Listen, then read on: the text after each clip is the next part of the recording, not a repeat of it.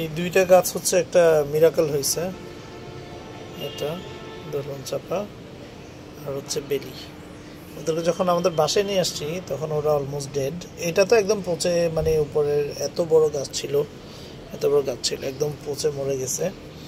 তো আমরা মূলত ওই শিকড়টাকে উপরে না ফেলে নিচে শিকড়টা রেখে দিয়ে এটা আশপাশে অন্যান্য গাছগুলোকে টেম্পোরারি রাখার চেষ্টা করছি, যে বড় হলে অন্য জায়গাতে প্ল্যান করব। এর মধ্যে মাশাআল্লাহ এখন আস্তে আস্তে গ্রো করতেছে। নিচে শিকড় থেকে আরেকটা নতুন চারা উঠছে ফ্রেশ।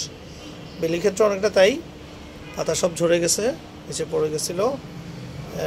আমরা কোনো রকম একটা আশা ভরসা নিয়ে রাখছি যে একটা দুইটা জায়গাতে চামড়া তুলে সবুজ সবুজ দেখা যেত, সেই আশায় এখন মাশাআল্লাহ ও আবার আগের ফর্মে ফিরত আসতেছে। আর শুধু গন্ধরাজটা নিয়ে এখনও লাস্ট হোপ আছে আমাদের, এটারও একই দশা। আমরা ছাটা টাটা করে রেখে দিছি, দেখা যাক যদিও টিকে, না হলে তো ওর আশা ছেড়ে দিতে হবে।